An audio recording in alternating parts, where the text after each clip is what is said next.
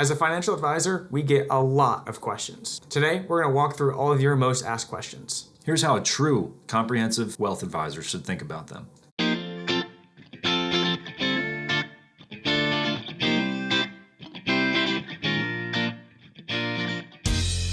Thank you for joining. My name is Alec. I'm joined by my colleague here, Jackson Courtney, and today we're going to go through the top questions a financial advisor gets. So let's get started here. Should I pay off debt or invest first? That's a great question, and it's going to depend on the kind of debt that you're talking about.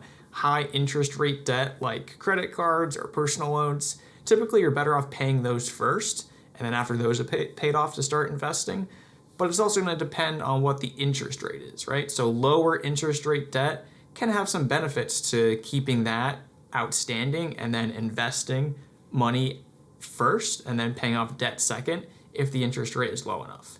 Also, some kinds of debts like mortgage or home equity line of credit will have certain tax advantages for keeping those outstanding. Yeah, Alec, and those are great points.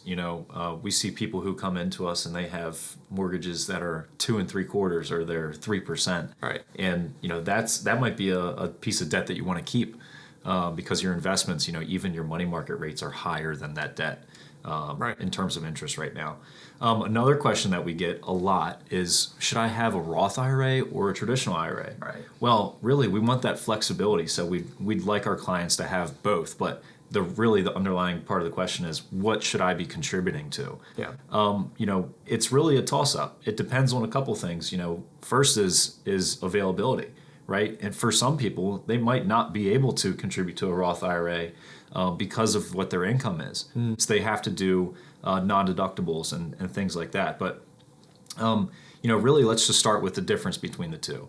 A Roth is after tax, meaning you pay tax on the contribution now. Or in other words, you don't get to deduct the contribution now, so you pay tax on that money.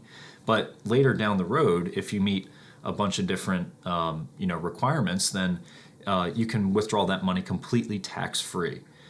The flip of that is traditional, which is what we call pre-tax. So you can deduct the contributions now. I make a $7,000 contribution to my traditional IRA, then I get to take $7,000 off of my income on my taxes. Well, that's a good thing, but you want to think about where tax rates are going to go in the future, right? So if I pay a lot of tax now, and I know in the future that my tax rate is going to be much lower as I stop working, it can be a huge benefit to do traditional because later in your life, you're not going to be paying as much tax. So you can get the tax deduction now and not pay as much tax in the future. With Roth, it's the flip. If I know I'm going to be having a pension, a Social Security in the future where my income is the same or even higher than what it is now, then I might want to take that tax deduction later and pay the tax now on the Roth contributions. So it really depends on what kind of tax bracket you're in, and traditional and Roth can help in different situations. So we like to have the flexibility between the two. Yeah, and I think a good answer to this is combining doing both IRA contributions and a 401k. So then you can do both Roth and pre-tax, and you sort of get the best of both worlds. And it's going to depend on what, like Jackson said, what tax bracket you're in, what you expect tax rates to be at when you're in retirement. But having a combination gives you more flexibility. So next question, this is a good one. Is now a good time to invest? And if I had $1 for every time I got this question, even as a young advisor, I would already be rich. Me too. And I think the best answer to this is no one has a crystal ball, right? If someone says to you, like, yes, you have to invest now, you're going to get this rate of return, or no, you can't invest now, the market's going to tank. They don't know just as much as you don't know. So there isn't ever a best time to invest. But what I will say is that typically your time in the markets is going to beat trying to time the markets. And what that really means is the longer that you're invested, the longer that you have money in the markets going both up and down, is going to beat you trying to buy in at the lows and sell at the highs.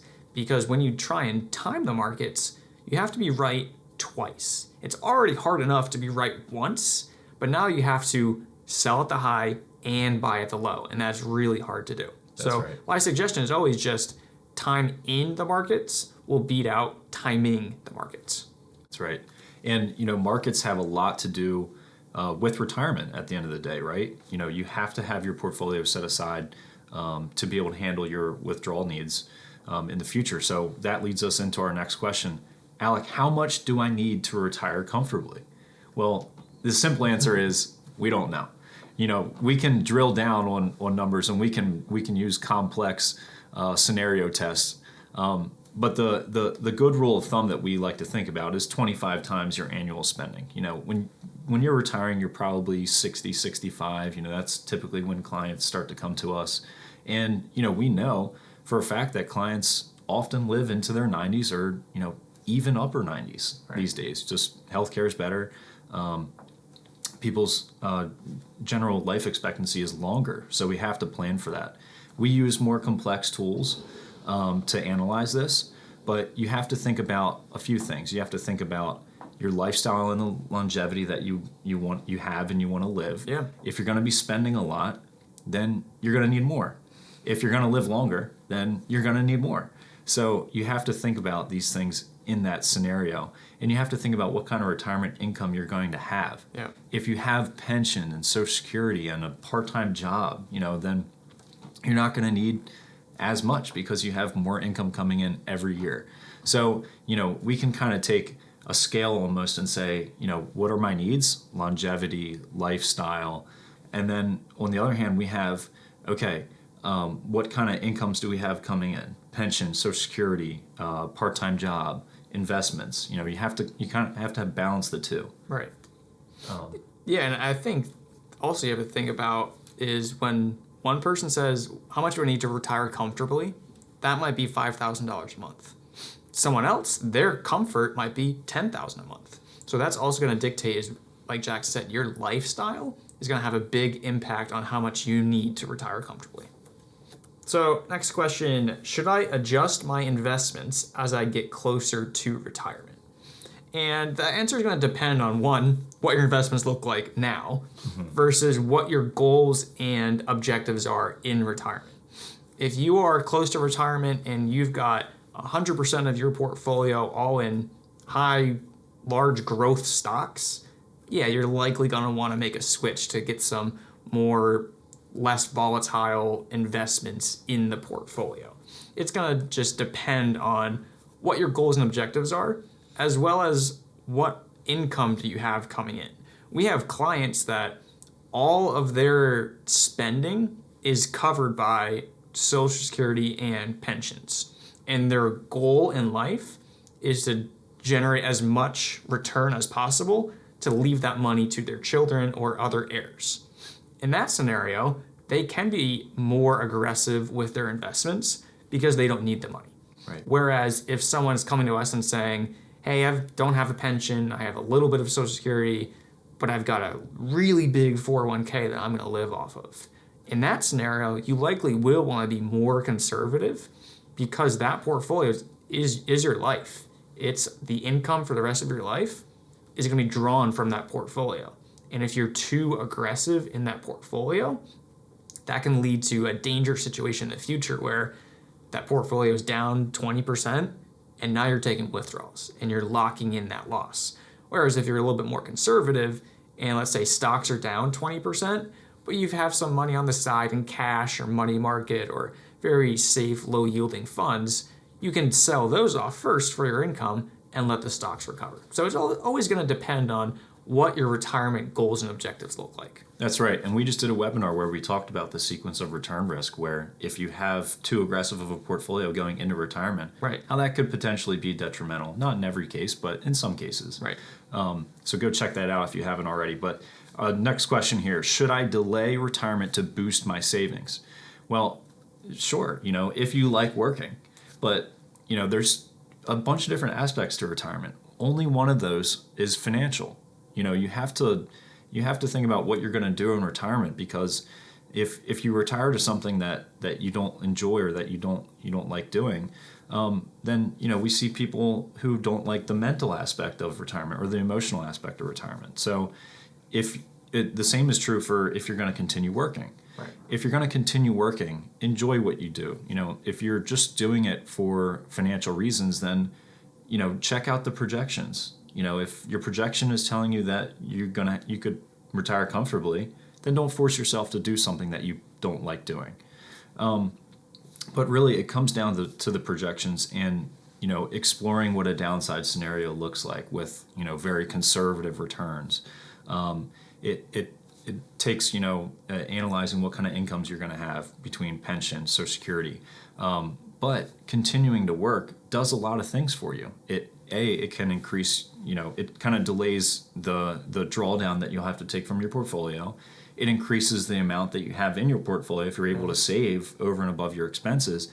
And it increases potentially what you're going to get in Social Security. Yeah. Because your Social Security, it's your top 35 years of earnings. Yeah. So if your first year of earning was when you were 20 years old, 35 years ago, then you can almost guarantee that the income now is going to be higher than that. So you bump out that lower amount of income, you put in the higher amount of income, and now your Social Security benefit's higher too. Right.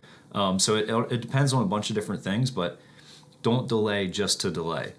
If you enjoy working, we encourage it. If you don't, and your retirement projection looks good, it looks like you could have comfortable retirement, then in most cases we're telling people to consider retiring. Yeah, and I think in this scenario, there is the correct financial decision on one end and the correct emotional decision on the other end, and the correct answer is likely somewhere in the middle. Right. So our next question here is inflation going to erode my savings?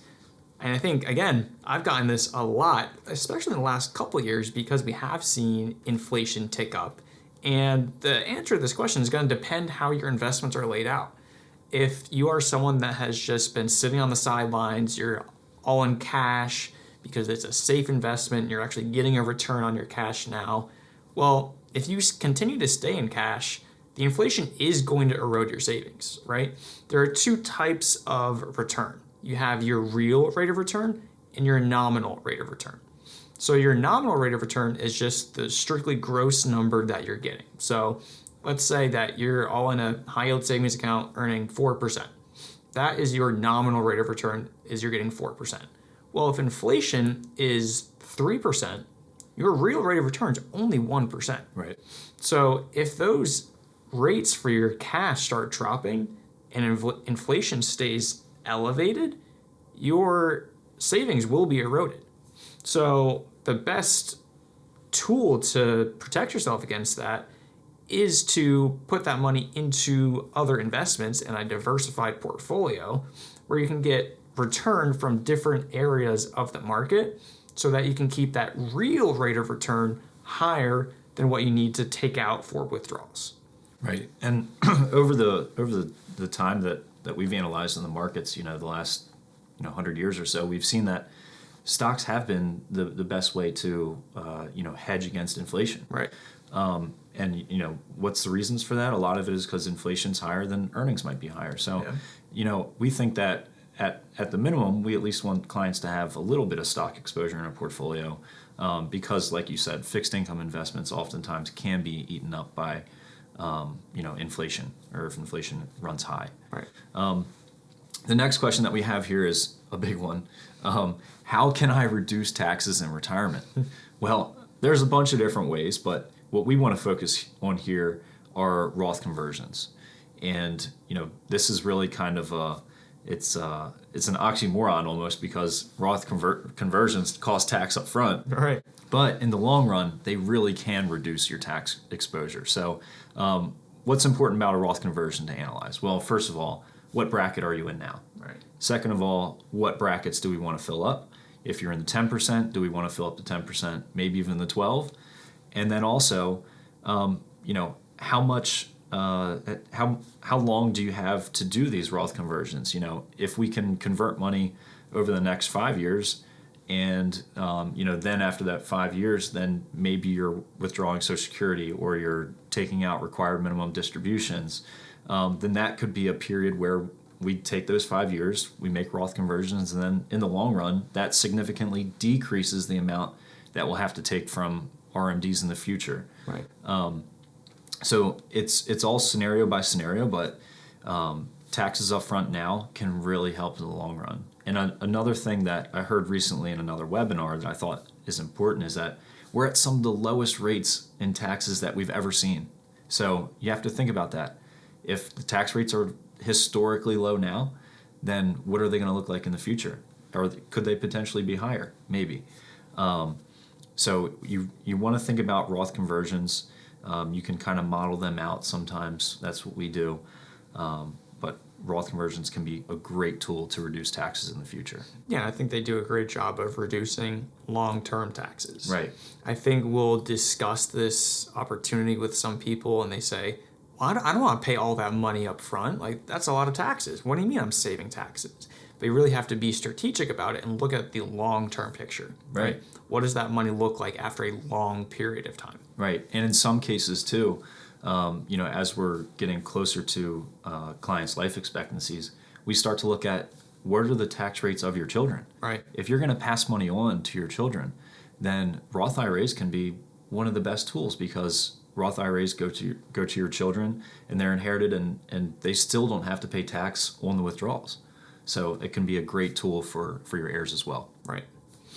So moving on to, should I work part-time after retiring? And this ties into, should I delay retiring? So working part-time, I think, can really dramatically improve a client situation if they're willing to work, if their initial projection looks a little iffy, right? Right. So I think a lot of times people say, well, I need to retire. I can't do it anymore. I need to not be working. Well, when they look at their projection, we might say, well, there's a good chance you run out of money if you retire now. And I think that comes to as a shock to a lot of people, where they don't have enough retirement savings, but they're just completely burnt out from working. And a lot of times, part-time employment is the answer. And you don't need to be doing part-time in what your career was, but part-time somewhere can dramatically improve a retirement picture, because you're now getting income in through a paycheck or through if you're in contract work, that you can now not touch that piece in your investments. So if you're just getting paid $30,000 a year, well, after tax, now you're looking at, you can keep at least $20,000 in investments that you would have had to draw if you weren't doing that part-time work. So I think that on the financial side can really impact someone's plan. On the emotional side, if someone says, hey, I have a 99% probability of success of retiring, I'm never going to run out of money, should I do part-time work? And I think emotionally, getting someone out of the house in a routine is very important in retirement. And, part-time work doesn't have to be that answer. Right. But if you're someone you're like, yeah, I'm a go type of person, I need something to do. A part-time job at Home Depot, or doing a garden, something you love. Volunteer work. Getting out of the house and having a routine emotionally and mentally can have a huge impact on retirement. Right. So not only working after part-time in retirement, but just being active in retirement is a great benefit. That's non-financial, but has a huge impact. So let's talk about another thing that's, very mental, very emotional, market volatility. How do I handle market volatility? We've talked about it in other webinars, but a lot of times we can limit market volatility just by adjusting our investment allocation. So, oftentimes we'll have clients come to us and they talk about things that they can't stomach. Can you stomach what happened in 2000, 2001, 2002? Can you stomach what happened in 2008? And if the answer is no, then you probably shouldn't be allocated 100% to stocks, right? So you want to keep your allocation in line with your emotional and mental feelings about drawdowns and volatility. So we want to design the portfolio to the point where clients, aren't up at night, thinking, is my portfolio safe? Yeah. But a lot of times, we hear people talk to us about things that they hear in the media. A lot of media is shock and awe, and, it really grabs your attention. It wants you to make a decision. But a lot of times in investments, that can be more detrimental, like you said, than just having more time in the market. Yeah. So, don't just sit by yourself and think about things that you hear in the media. Come talk to a professional and get their input on it. If the professional is calm and collected and they give you good information about the portfolio and how it would limit potential downturns and volatility, then that might help you sleep better at night. Knowing that a professional who is extremely educated and experienced in these throughout different markets, that could help you also deal with market volatility. Right. So coming into our last question here, should I roll my 401k into an IRA? And I think this is a question we get very often because a lot of times people come to us when they're about to retire. They've contributed to their 401k all their life and they say, okay, what do I do? I have an IRA, I have a 401k, where should it go? And the answer is going to depend. There's pros and cons to each the 401k and the IRA. 401k generally has stronger creditor protection. If you're on the younger side, if you're over 55 but under 59 and a half, you can take penalty-free withdrawals from the 401k, which you can't do on the IRA. And then on the IRA side, there is a much wider range of investment options. There's more flexibility with an IRA. And the big downside to an IRA is in some states, there isn't as strong creditor protection as the 401k. But we're actually doing a full video on this next month about all of the different things you should be thinking about when you consider rolling a 401k into an IRA. So stay tuned for that and we'll go more in depth on the best option for your 401k. I really appreciate everyone tuning in for this. This is one of our most requested videos, was just answering the top questions that we get. So we might be doing this again in the future. Yeah, if the questions change in the future, let us know. We want to hear all the questions that you have and we want to answer them in this video. Thanks everyone for watching. If you have any more questions for us, you can always reach out to Jackson or myself, or if you're already a client, you can reach out to your primary advisor. If you're not already a client and you're interested in becoming one, we're going to throw a QR code up on the screen here that you can scan and schedule a free 30-minute intro call with us where you can discuss if you have questions about this specific video, or if you're interested in working with us, we can tell you about who we are, what we do, and how we can best serve you.